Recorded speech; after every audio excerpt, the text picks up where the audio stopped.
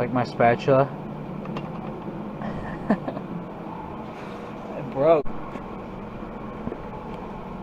Watching Mr. Lee Wheelbarger here at KLW World News on Rumble, and he's saying he figured out what's going on with the chicken feed, that people are feeding this Pride brand of cracked corn, and it's nowhere near enough protein, and people's hens aren't getting, well, they're not laying eggs, they aren't getting enough protein. That, I don't buy that. I think people know not to just feed cracked corn, that they need a layer feed for the most part. And the layer feeds are probably tainted with something to poison the birds. As well, though, like Lee did mention here, you do need optimal light.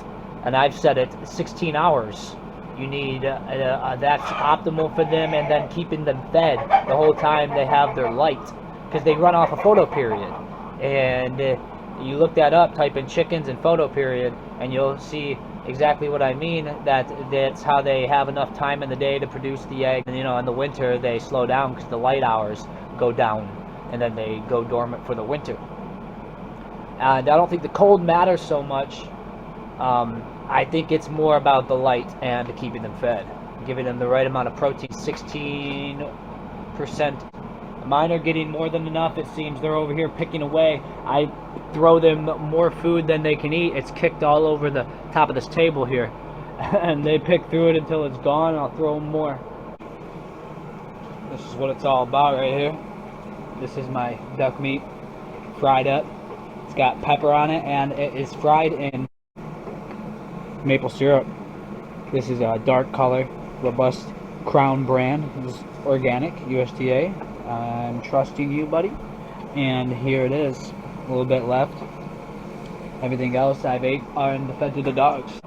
The reason why I look forward to shit hitting the fan, even though I know it's going to be hard, things change, everybody changes, you got to survive the wave of crazies, which are worse than the zombies, and all that comes along with the paradigm shift. Is because everyone that I know personally close to me, they all are poisoned. They're all unhealthy for the most part. They consume the garbage, toxic food. They use the toxic products. It's dumbed them down. I have people close to me who are dying because of alcoholism or poor choices with products that exist that wouldn't exist if the grid went down and we went back to the Stone Age. And that would provide the opportunity, given if we make it through, it provide the opportunity for these people, everybody that I love, to heal, get back to basics. They would have to consume the clean food, the clean water at some level of this, because they would be growing it or they wouldn't have it, and then heal. There you go, you're healing. You're no longer poisoning yourself and dying. It really bugs me that everybody is doing it and they don't care. The complacency factor is out of this world, because you can even tell people that, like, the choices they're making are toxic, and then they'll acknowledge, like, yeah, I know, but then they don't change. And that's the wildest part to it. One of the wildest parts to it.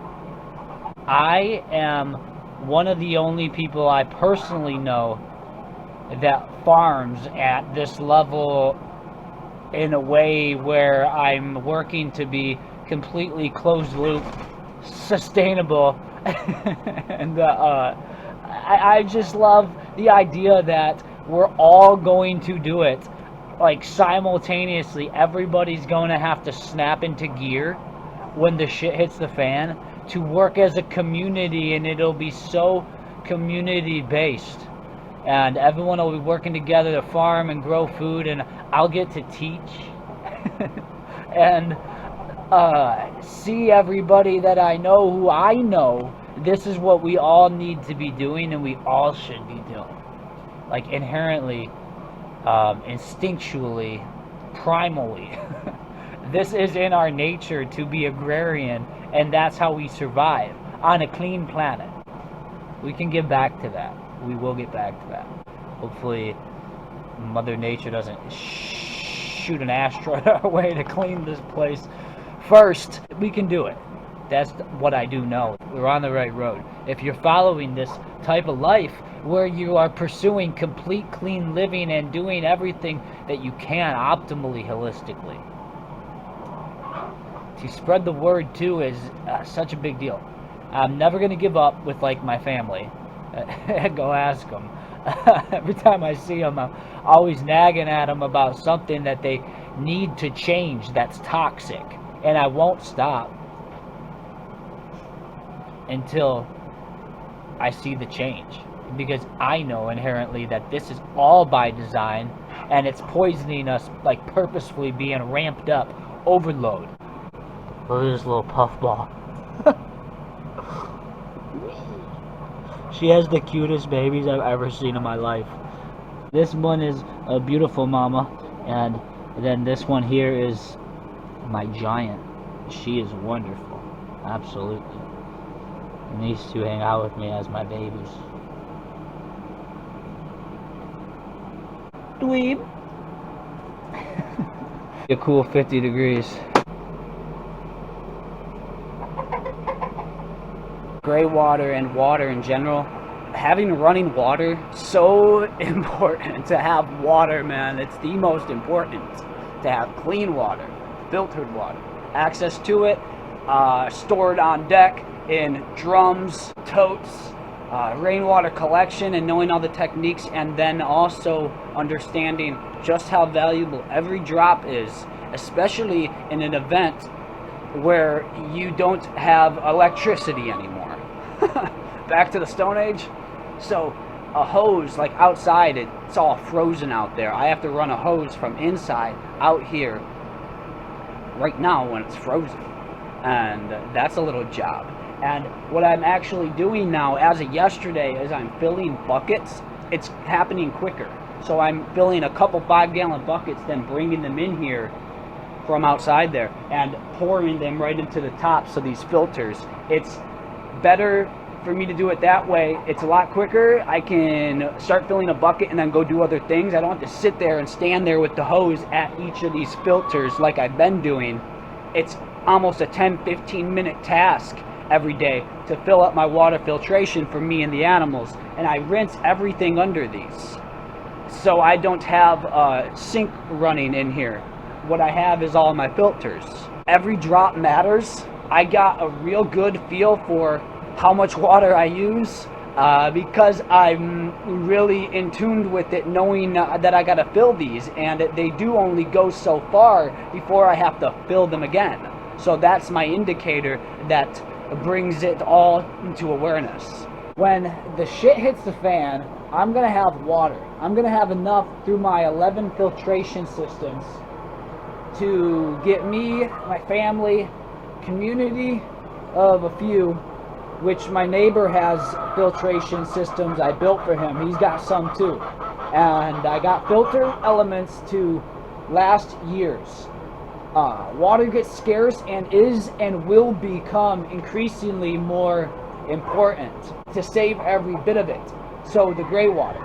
Now the gray water is the water that is what is the rinse. When I rinse things off, any water captured from rinsing things off goes into a bucket underneath the filter, like that one there, and it captures that. Now that water is usually really dirty by the time I go to dump it, which is what I'm doing now, but in SHTF, I'd be running that through a filter made up of maybe like some rock and dirt settled in a bucket with holes in the bottom of the bucket, and then there could be also some fabric screener to help get out all of the debris and things before I run it then again through a filter and clean and purify it to use again and again and again that way. Rainwater and collecting water in all the ways that you can. Direction I was looking at, and it was very real in that dream, and this is the only second dream that I've ever shared on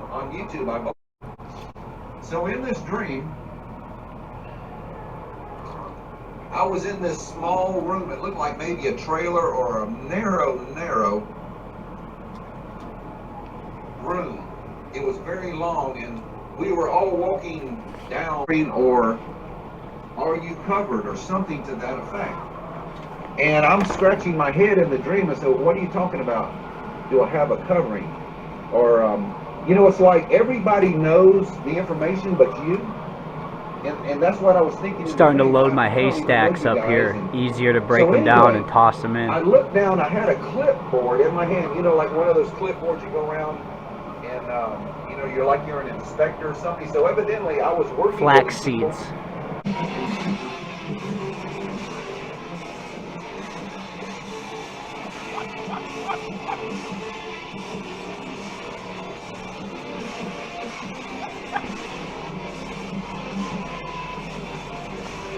So every time the bucket of feed gets about half empty, I'll go ahead and mix some more scoops of things, whatever I feel it needs. So I've got here is the New Country Organics, and it's got the the balanced formula. So then you got the peas and lentils, which have more protein than the barley and rice. So I can give them as much of that as I need, and I can watch what they leave on the table here when they're eating. They'll leave behind whatever they don't like, whatever they like the least for last. So that really tells me and helps me learn exactly what they like.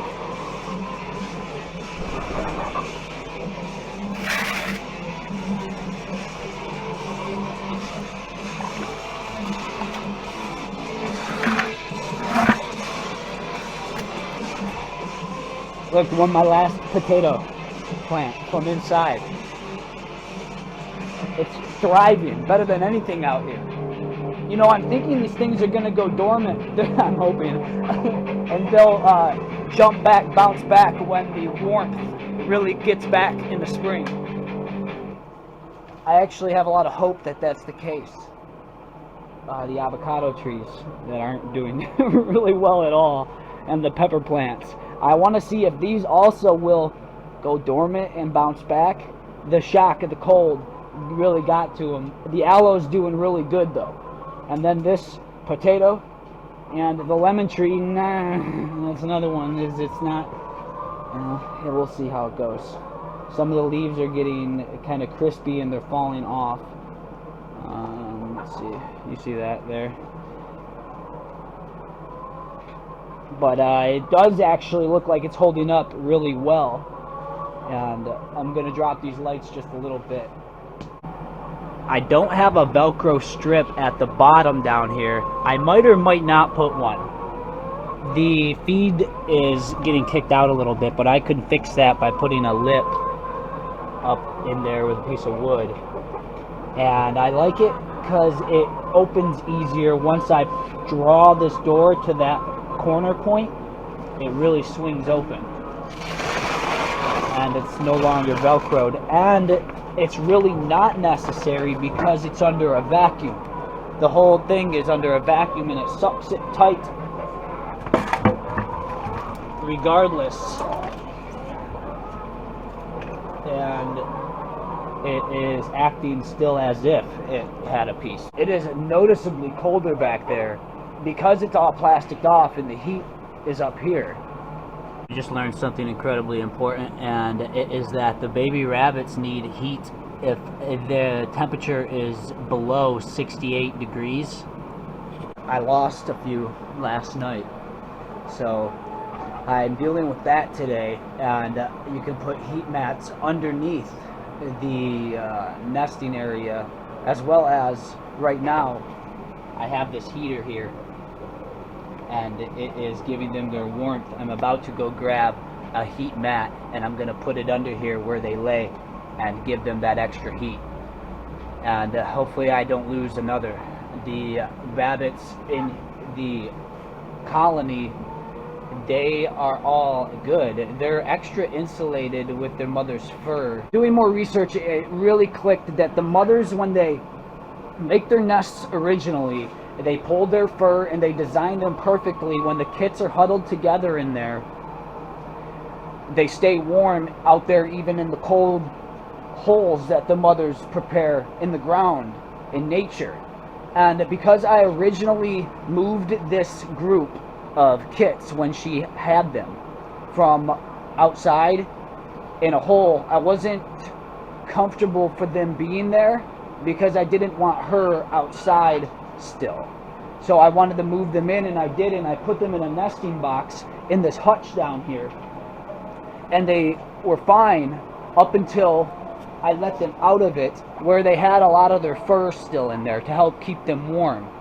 And that got matted down, and what happened was that fur that I moved into that hutch, into the nesting box, got matted down over the last week or so when they really started jumping around in there, so it didn't do much for insulation for them anymore. And then transitioning out here with the drop in temperature, 20-25 degrees compared to what was in the house, it's cool out here. It's like a fridge, or even a little colder now when the temperature outside is getting to be in the single digits.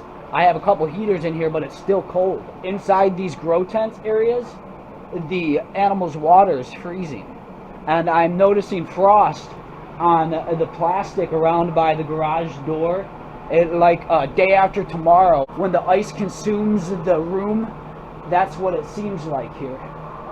So I can see how they didn't make it when it got really cold and not having the fur to insulate them. So if I ever have to move a nest again, definitely 100% put a heat mat if it's cold, which out in my new environment now it is cooler, and it's gonna be in the winter, so they will for sure get that. And or SHTF extremes, make sure they're near the heat source. Mistakes like these are so incredibly painful, but you can't let them destroy you.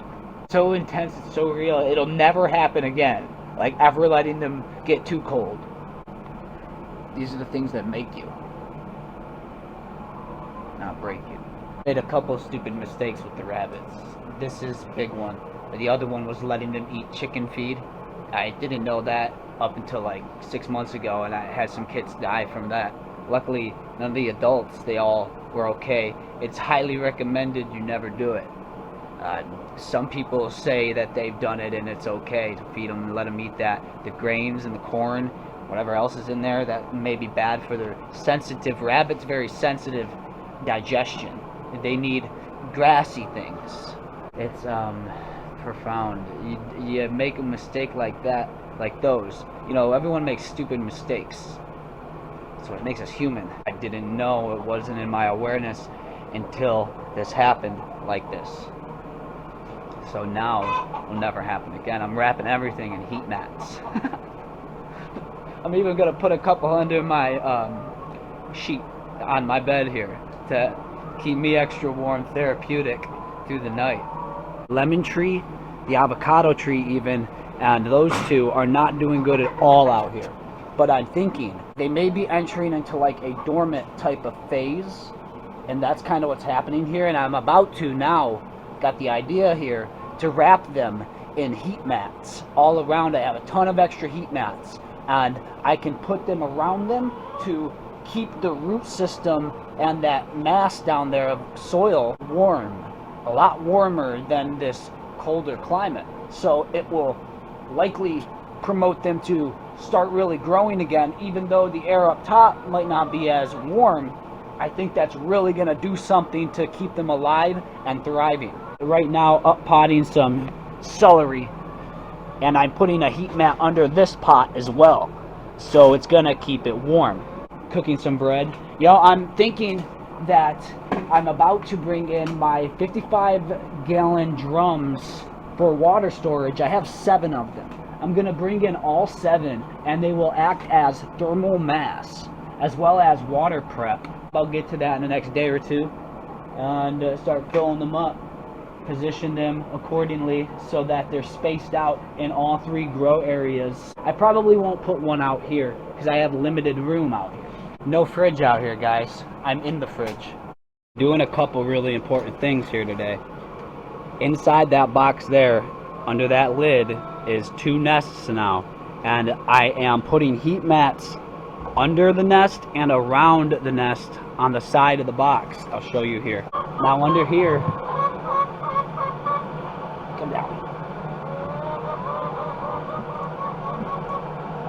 is 2 nests. This is a heat mat already positioned along the side wall, and then I'm going to do another one along that side wall, and I'm going to get one. I have some smaller ones about half this size. I'm going to put up under the nest as well, so that these nests stay warm. And I'll put a heat mat thermostat to keep it regulated at 78 to 80 degrees. And that will be more than enough with their mother's original fur to keep them warm and be sure that they stay warm and not get too cold and die.